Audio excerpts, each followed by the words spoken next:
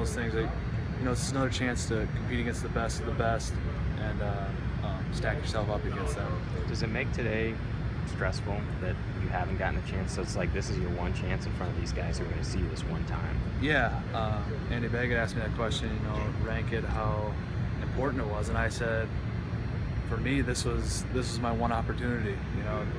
Whether you go to the combine, then pro day, or you have the All-Star games, you have more opportunities. So this was my one opportunity. Trained 8 weeks for this 2 hours, 3 hours of work, whatever it was. So yeah, there is pressure, but there's that nervous anxiety that gets you going a little bit more, kind of like a game day, where you come in, you got the nerves, but it's a good nerve because you're prepared, you put in the work. So now it's just come out, relax, and do what you do. We just talked with Darius, and he said the difference in training once the season's over to now is now it's like in the season it's a lot of just conditioning type stuff, and now you're doing position type workouts. So kind of what's that process been like for you, and how do you feel like that's helps you to be, I guess, 100% going into the next level?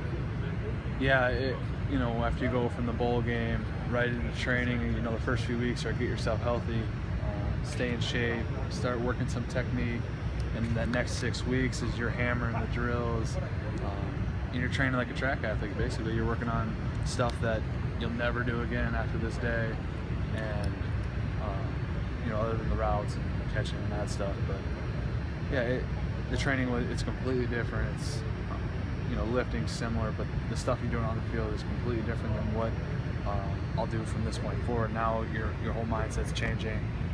Wide receiver, I'm working releases, top of the routes, hands, catching balls. Now it's all switching to that, which is stuff you're obviously going to use and stuff that's going to be important. So I'm really looking forward to this next 8 weeks of training before the draft and the free agency stuff. So I'm ready to get working on some stuff that I'll actually be able to use going Isn't that forward. kind of strange when you think about it? Like you're working out just so that you can run these times and do these agility drills, but then when you're in the NFL, or if that ends up being the next level for you, that you don't do those anymore. Yeah, it is weird. It's a totally different thing, but you just got to keep the mindset of you're doing all these things to get an opportunity to show your skills and get a chance, get an opportunity to make a roster. And it's cool to get back with the guys and see all them again, and catch from Joel. And it was fun. It was a fun day, but I'm glad it's behind us now.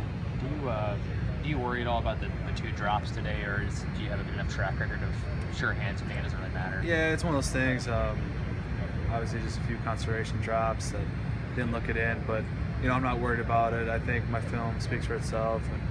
And, I attack the ball in the air. I don't catch with my body a lot. I think that's what they see, and they'll see the catches throughout the past years. And obviously, there's some drops, and you try to limit those, but I'm not worried about it.